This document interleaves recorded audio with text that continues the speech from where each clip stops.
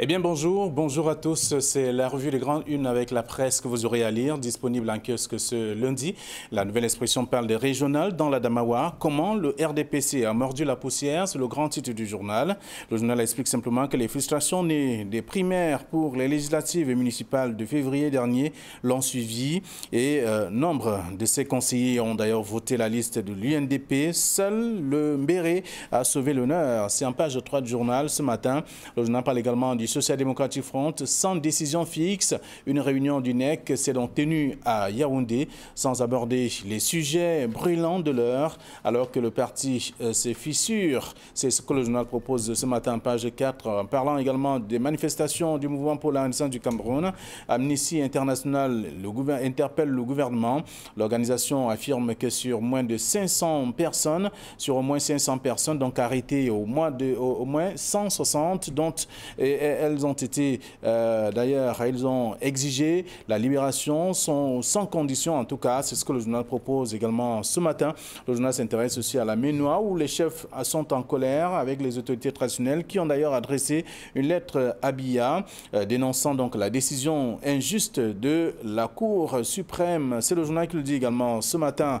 Le journal est disponible en kiosque, tout comme l'Œil du Sahel qui parle notamment ce matin en course pour la présidence du Conseil régional. C'est à lire en page 3 de ce journal. Le journal parle également de la Vina avec un élève qui tue son camarade donc en Ngaoundéré. Ces informations sont contenues dans le tabloïd, c'est le quotidien, c'est le journal L'Œil du Sahel de ce matin. L'autre journal, c'est le Messager qui est en kiosque ce jour. Le journal parle des régionales dans l'Union Ikélé avec les dessous de la débâcle donc du PCRN. C'est dans le dossier de la page 4 à la page 5. Le même journal parle également de Fosso-Koudjou, Poda, qui parle donc de la malgouvernance qui a tué ce pays en page 11. Et puis affaire Raphaël Chine Nouvelle, enquête sur un scandale diplomatique. Un an après une injonction présidentielle jamais exécutée, le Minrex donc se déclare incompétent pour traiter de ce litige. C'est en page 9 du quotidien Le Messager de ce matin. Et puis le journal Intégration parle donc du bilan de l'année 2020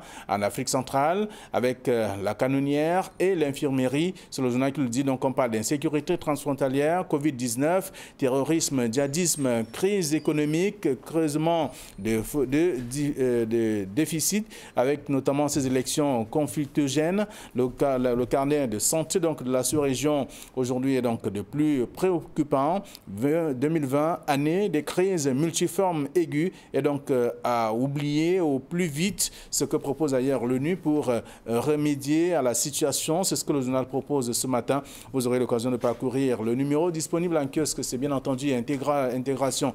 Intégration également, l'Indépendant, pardon, de digitalisation du péage routier, népotisme systémique, c'est le journal qui le dit, avec le scandale de l'automatisation donc du péage routier qui n'en finit pas donc de susciter indignation et défiance. 34,752 milliards de francs CFA cédés donc à la nébuleuse Toulcam, avec des complicités gouvernementales internes, surfacturation frénétique, pillage néphrotique qui protège d'ailleurs ce prédateur impitoyable et ce donc récidiviste patenté.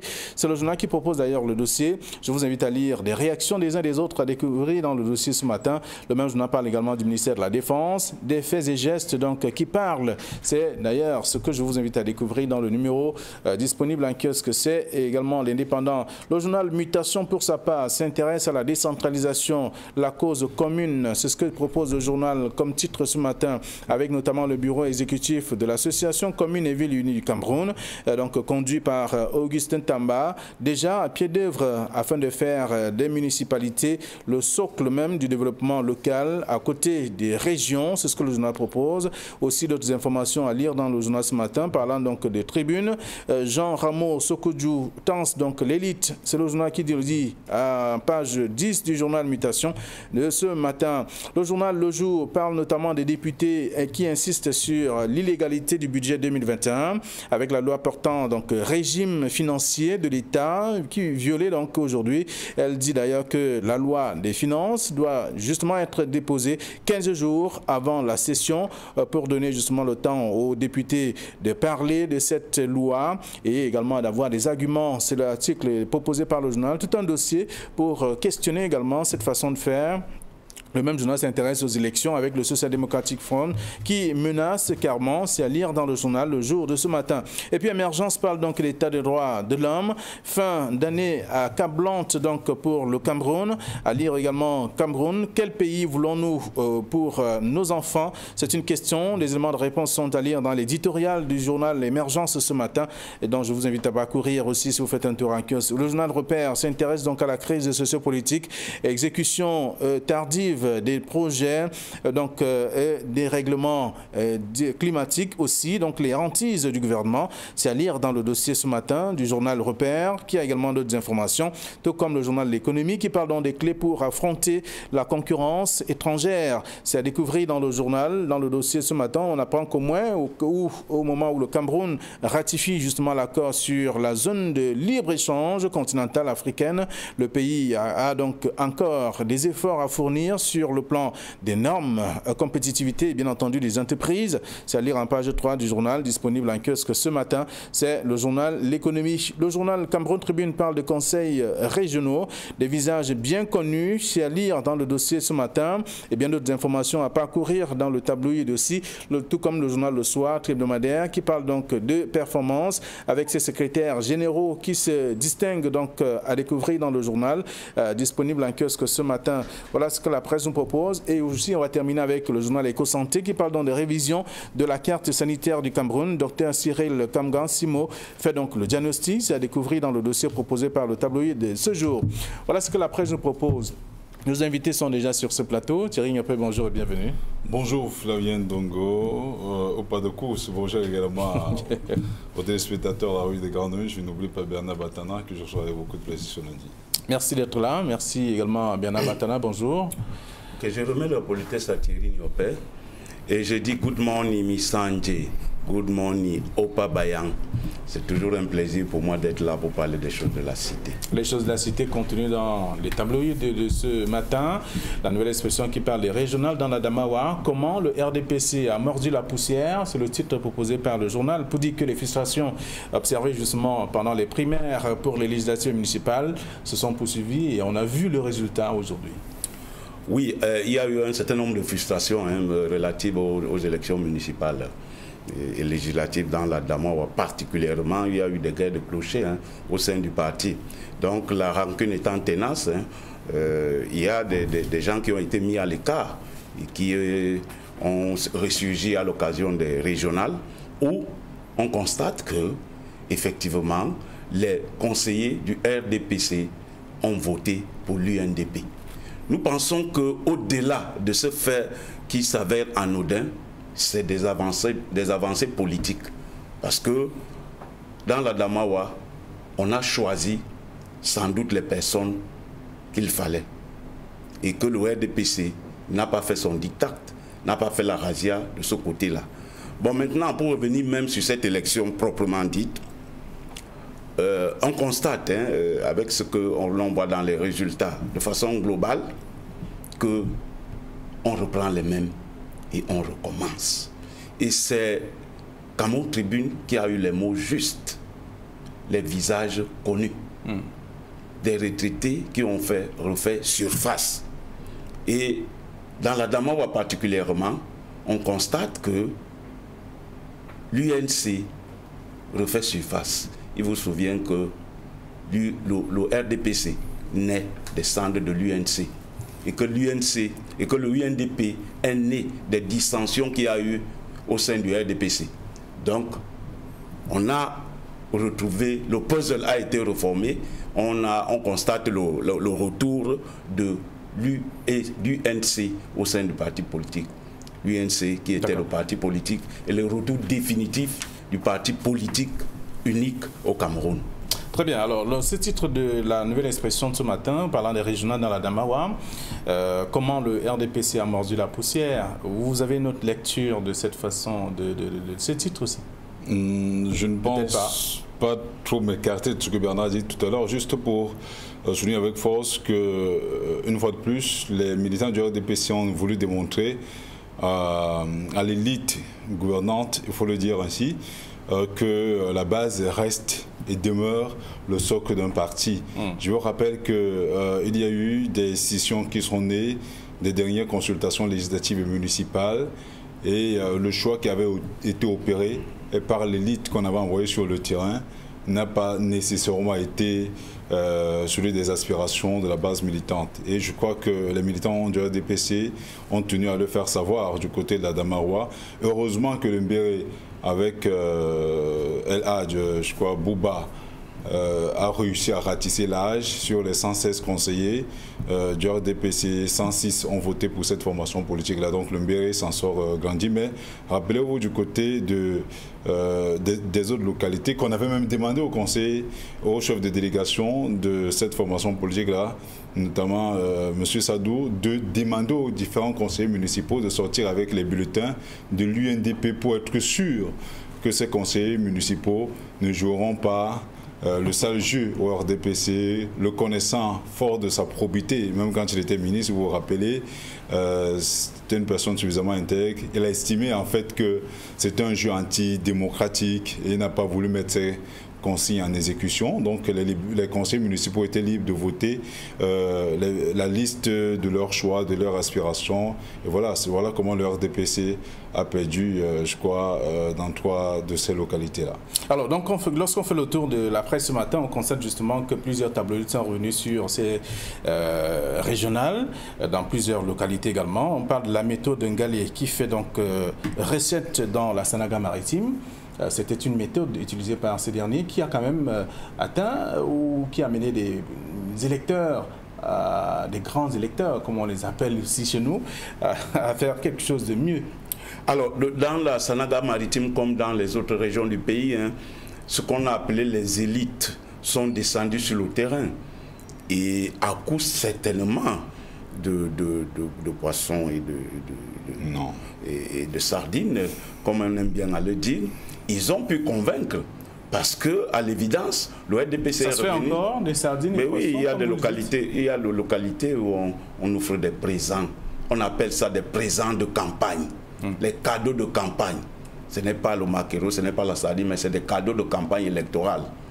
Voilà, c'est des cadeaux de campagne électorale pour contenter, parce que généralement, on est sous l'arbre à palabre. Et quand on est sous l'arbre à palabre, on prend du vin de palme avec quelques cadeaux de campagne. Bon, une façon bien de tourner, d'avoir des suffrages, de convaincre des suffrages. Et la méthode Galé a réussi dans la Sanaga maritime, comme dans les autres régions du pays. Mais ce qu'il faut dire, au-delà de tout, ce qu'il faut dire, c'est qu'on constate effectivement le retour vraiment en grandeur nature du RDPC. On constate que cette razzia a fait du RDPC, parce qu'on attendait que cette nouvelle donne, le parachèvement de processus de décentralisation intègre au moins des jeunes. Mais on a compris que les descentes dans les différentes régions sont allées plutôt réveiller des barons qui étaient à la réserve politique. Et ils ont refait surpasse au détriment des jeunes qui espéraient trouver quelques strapontins au niveau du parti. Bon, nous pensons que la configuration politique est revenue à l'étape du parti unique. Et le Cameroun politique est tourné vers son passé. C'est ce qu'il faut regretter et déplorer. C'est le même constat. Lui, il a parlé des sardines et autres. Tu as parlé des présents de campagne. Non. La méthode reste toujours ou elle a disparu? Non, elle a totalement disparu. Je vous rappelle que là, il s'agit des grands électeurs. Ce n'est pas une élection de masse. On pourrait retrouver les militants lambda. Ce sont des conseillers municipaux quand même, jusqu'à preuve de contraire, qui ont une assise assez avéré sur le plan financier. Mais au-delà de cette chose, on a vu quand même, hein, quand vous parliez du ministre des Transports, qui était le chef de la délégation du côté de la Sénégal maritime du RDPC, on a quand même vu des mobilisations, même de nuit, que ce soit dans des localités très reculées. Nous qui sommes d'un dôme, M. Batin, je préfère le dire ainsi, il y était. J'ai eu peut-être l'occasion, au détour d'une virée au village, de croiser justement cette campagne du côté de Dôme, ratisser l'âge. C'est un travail de fourmi qui a été abattu, nonobstant le fait que beaucoup de conseillers municipaux appartenaient déjà au RDPC. C'était comme aller dans une guerre sans munitions, parce que les formations politiques de l'opposition qui y sont parties n'y allaient certes pas en victimes résiliées, mais elles y allaient quand même pour rentrer dans l'histoire. Parce que je vous rappelle que ce sont les premières élections régionales que le Cameroun connaisse depuis près de 24 ans, depuis la mise en place de la loi fondamentale, la Constitution de 1996. Donc on a beaucoup attendu.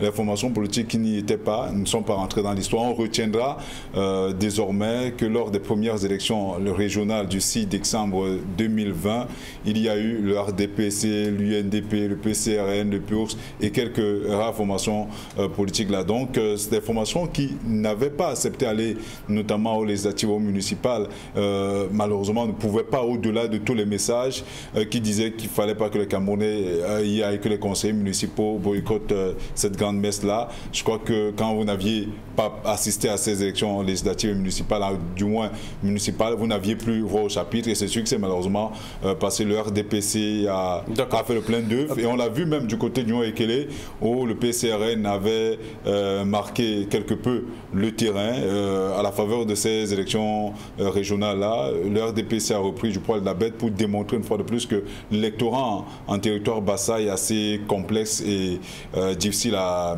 gérer. Je crois qu'il y a beaucoup de personnes qui ont tenu à dire au président du PCRN qu'en réalité la politique c'est le terrain, parce que beaucoup ont reproché justement l'honorable Cabral Libi le fait d'avoir quelque peu délaissé sa base électorale, même comme le siège du parti n'est pas l'Union Ekele, encore moins la Sénégal maritime, mais sa base électorale, parce que c'est quand même l'Union Ekele qui l'a plébiscité pour aller battre plutôt campagne ailleurs. On l'a vu faire des tournées dans le reste du triangle national, mais il faudrait quand même que... Oui, et justement, ceux qui l'ont élu ont tenu à lui faire savoir, tel qu'en soit les cas en politique, c'est cela. On ne s'amuse pas avec sa base, on ne s'amuse pas avec les gens qui vous ont porté là où vous êtes, parce que généralement, le retournement de la situation est assez prévisible, et vous avez vu. Mais toujours est-il que c'est une sortie assez honorable pour le PCRN, vivement qu'il continue, parce que je crois que ce sont les partis d'avenir. Le RDPC, l'UNDP, l'ANDP, l'UDC sont des partis, à mon sens, qui finiront par mourir tôt ou tard. Les partis où il y a la jeunesse, notamment au niveau du PCRN et du PUR, sont des partis d'avenir. Il faudrait bien les encourager dans cette voie. Ok, on a compris, bien entendu, et on reste dans cette mouvance des régionales avec Lady Sahel qui parle de quelques-uns qui sont en course pour la présidence de du conseil régional, notamment dans le Nord. Et il y a quelques acteurs. Vous avez parlé des caciques, des mêmes personnes qui reviennent. Et là, on le voit avec le vice-président du Sénat qui veut à tout prix le poste de président dans ces parties du pays. Oui, mais il y a des cas comme ça. Je disais tout à l'heure, là, comme Cameroun Tribune a eu les mots justes, hein, des visages bien connus. Et nous pensons qu'au-delà de ce que... Moi, je pense que ce n'est pas une question d'entrer dans l'histoire. On ne va pas entrer dans l'histoire intuitive personnelle, alors qu'on entre dans l'histoire pour servir. De quelle manière est-ce qu'on va entrer dans l'histoire? Nous, on pense que c'est une élection qui est venue confirmer la gérontocratie au pouvoir à Yaoundé. Parce qu'on a repris les mêmes. Ce qui est plus urgent et ce que la base veut, c'est le renouvellement de la classe politique. Et la voix la plus autorisée, même du RDPC, avait dit qu'il faut que le parti cesse d'être un parti d'état-major. Mais en réalité, sur le terrain, c'est un parti d'état-major où on a peur de la retraite politique. Elle n'existe pas au Cameroun. Il faut que les gens intègrent la notion de retraite politique. On ne peut pas avoir été gouverneur, on ne peut pas avoir été ministre pendant longtemps et qu'on doit jouir de sa retraite. Mais il faut laisser la place aux plus jeunes. Ce n'est pas une question de parti d'avenir. Mais il faut que les jeunes s'expriment, ils sont là. Ils sont là, ils ont seulement besoin d'avoir la confiance du peuple. Et il faut que le RDPC, le parti au pouvoir ultra dominant, ouvre le jeu politique pour qu'il y ait émulation politique au sein du parti. C'est ça. C'est ça un régime démocratique. Ce n'est pas avoir les mêmes, à tous les postes et partout. Avec l'œil du Sahel qui part en course pour la présidence du Conseil régional. Oui, je crois qu'on aura presque la même configuration avec le Sénat. Hein. Ce sont des personnes d'un certain âge qui prendront la tête de ces régions. Je vous rappelle Bernard, hein, c'est vrai qu'on dira jamais que l'âge ne peut pas constituer l'expérience. Au-delà de son âge, on peut également avoir des choses à apporter. C'est un nouvel élément. Je vous rappelle que jusqu'à présent, il y a un débat autour de qui et de comment vont se gérer ces régions-là. En dehors du littoral, à mon sens, beaucoup de régions ne savent même pas où elles seront logées. On a même comme l'impression que 24 ans après, le gouvernement a quelque peu été surpris par la mise en place de ces régions-là parce que les sièges de ces régions ne sont pas pour l'instant suffisamment su de tous.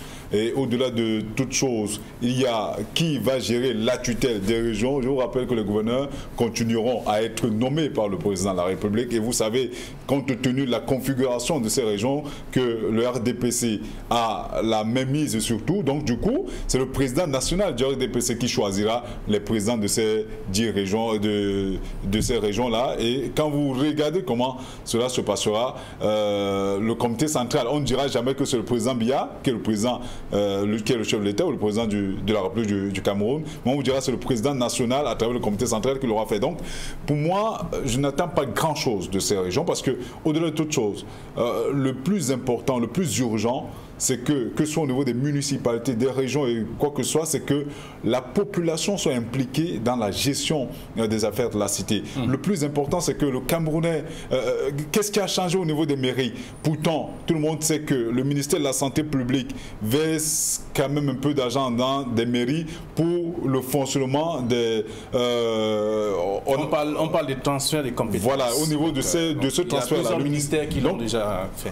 Alors, quand on regarde dans les faits, est-ce que cela se fait? Regardez comment sont gérés les centres médicaux d'arrondissement. Vous qui faites davantage dans la santé, vous verrez bien que les mairies ne prennent pas cela en charge. Regardez même la gestion du reprofilage des routes, du curage des drains, l'accès à l'eau potable. Les mairies ne jouent pas véritablement leur partition. Est-ce que les régions apporteront quelque chose de mieux dans ce sens? On l'espère. Mais quand on regarde également au niveau de la décentralisation, de la violence générale de fonctionnement ou la dotation générale, on est à 15%. À quoi c'est vrai 15% pour implémenter une véritable décentralisation? Je crois que on a comme l'impression que l'État a cédé la chèvre en tenant la corde. Face à ce genre de choses, je reste assez dubitatif pour ce qui est des régions. Mais c'est un processus, à mon sens, qui d'ici à quelques 5 années à venir, les choses pourraient bouger. Que vous le vouliez ou pas, hein, ceux qui sont là aujourd'hui, Bertrand, sont là, ils ne seront pas là certainement dans 5 ans, dans 10 ans. Donc la jeunesse doit davantage s'impliquer dans la gestion de leurs affaires parce que la classe doit être renouvelée d'une manière ou d'une autre. Voilà, donc lorsqu'on a fait le tour de ces questions, on va parler d'autres choses également. Il y a Émergence ce matin qui parle d'état des droits de l'homme avec la fin d'année accablante donc pour le Cameroun. Difficile de le penser. Oui, il y a ce marronnier du MRC avec la sortie du 22 septembre là, qui a fait des arrestations, et qui pour certains ont été libérés, pour d'autres. Et la nouvelle expression parle de manifestation du MRC, Amnesty International, qui interpelle le gouvernement. Oui, Amnesty International est dans son rôle. Lorsque les gens sont arrêtés, lorsque les gens sont à l'occasion d'une marche qu'ils ont qualifiée de pacifique, qu'ils ont été arrêtés en masse comme ça, et qui ont été jetés en prison sans des motifs qui soient suffisamment... Parce qu'on dit insurrection, on dit atteinte à la sûreté de l'État et autres là. Pour des gens qui marchent, ils ont dit c'est une marche pacifique. Moi, je pense qu'il s'agit là des arrestations politiques. Il s'agit là des arrestations politiques qui n'entrent pas dans le droit commun. Or, les arrestations politiques, c'est une autre juridiction. Moi, je pense que Amnesty International est dans son rôle. C'est son rôle de décrier quand il y a des traitements inhumains, quand il y a violation des droits. Son rôle, c'est de décrier, de dire que là, c'est ça le rôle. Et c'est pour cela que les ONG sont importantes aussi pour la marche d'une nation et d'un pays. Pour que c'est les gens qui sont à l'avant-garde, c'est des sentinelles des violations des droits de l'homme. Ils sont dans leur rôle. Maintenant, il reste au gouvernement de faire parler le droit et que la justice soit dite. Et que les gens, à la limite, parce que nous sommes en période d'apaisement, comme on l'a dit, et comme la voix le plus autorisée dit que voilà, nous sommes mendiants de la paix. Ouais, mais pour faire la paix, il faut quand même faire de certains aménagements. Nous pensons que la justice doit faire son jeu, son rôle, doit jouer son rôle, mais suivant les lois de la République. Très bien. Alors donc, quand Amnesty interpelle le gouvernement sur un certain nombre de faits, en parlant notamment des juridictions camerounaises qui sont mal exploitées, puisque les civils se retrouvent dans, par exemple, les tribunaux militaires, à être jugés par les tribunaux militaires. C'est vrai que je ne suis pas juriste, je préfère le dire ainsi, mais toujours est-il que ça dépend de la qualification des faits. Bernard parlait tout à l'heure d'insurrection, hostilité contre la patrie, contre l'État et tout cela. À partir de là, vous parliez tout à l'heure d'un procès politique. Je vous laisse dans votre analyse, mais toujours est-il qu'il y a d'aucuns qui ont été jugés au civil, d'aucuns au niveau du tribunal militaire, mais toujours est-il que pour nous, les droits de l'homme ne sont pas si catastrophiques que ça au Cameroun. Il y a eu beaucoup d'avancées. La preuve aujourd'hui, la liberté d'expression parfois prête au libertinage. Quand vous regardez les unes des journaux, vu que nous sommes dans le cadre de la revue des grandes unes, on a parfois comme l'impression qu'on est allé au-delà de la liberté, mais on tend de plus en plus vers le libertinage parce que, en tant que spécialiste du traitement de l'information, parfois vous lisez un titre qui n'a rien à voir avec le contenu qui se retrouve dans l'article, et ce sont des libertés, quand même, jusqu'à preuve de contraire, qui ont été acquises de haute lutte. On saluerait au passage justement des gens comme Fepus Ndiawe, de regretter mémoire, Henriette Tekoué, Maître Yondo Black et les autres qui ont beaucoup travaillé là-dessus. Maintenant, on continue à quand même à tyranniser les journalistes qui sont en reportage. Il faudrait que cela finisse. Il faudrait qu'on laisse les gens, qu'on donne la possibilité aux gens de manifester pour dénoncer un certain nombre de choses. C'est tout à fait normal dans un État. C'est vrai qu'on dirait que tout récemment en France, on a vu comment des manifestants avaient été suffisamment chargés, ou des journalistes avaient été roués de coups avec des blessures, d'aucuns ont été emprisonnés. Pourtant, la France, par rapport à la démocratie, est nettement plus avancée que le Cameroun. Même là-bas, il y a des violations des droits de l'homme, et je crois que Amnesty International ne crie pas sur le boudin pour dire que tout se passe mal. Mais ce n'est pas un exemple à suivre. Il faudrait qu'au Cameroun, qu'on continue à travailler là-dessus et qu'on permette justement aux populations d'avoir accès à davantage plus de liberté. Parce que quand on parle vraiment de liberté, faites un tour dans les prisons. Vous vous rendez compte que les prisons camerounaises sont tellement mal loties. Parfois, les gens dorment à la belle étoile. Alors, il faut corriger un certain nombre de choses. Il faut en parler. Justement, on en parle. Ça vous a dit que... Alors, donc, le journal est revenu. Donc, c'est le rôle que joue Amnesty International, en interpellant en tout cas le gouvernement sur un certain nombre de faits. Nous sommes en fin d'année. C'est d'ailleurs le titre proposé par Émergence. Fin d'année accablante pour le Cameroun. Et là, on parle bien sûr de l'état de droit de l'homme. Et là, on va peut-être sortir de l'émission avec le Social Democratic Front dans la nouvelle expression, sans décision fixe. C'est ce que le journal dit, parlant notamment d'une réunion du NEC qui s'est tenue à Yaoundé, sans aborder les sujets brûlants de l'heure, alors que le parti se fissure, selon le journal.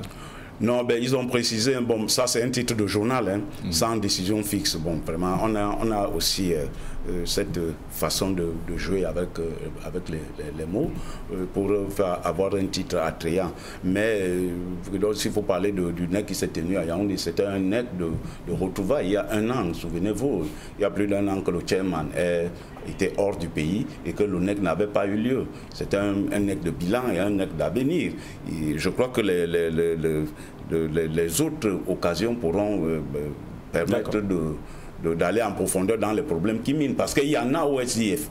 il y en a où il y a beaucoup de problèmes, notamment des dissensions, le bicéphalisme à la tête du bicéphalisme, et notamment ceux qui ont allé voter contre la volonté du parti. Il y a pas mal de choses au sein du RDF, on attend. Merci à vous, chers messieurs. Bon retour à vos différentes rédactions. On aurait dû parler de Confidentiel également, qui est en kiosque aussi. Allez, merci. On se retrouve demain lorsqu'il va être 9h20 pour la deuxième édition de la semaine de la revue Les Grandes Lunes. Bonne journée.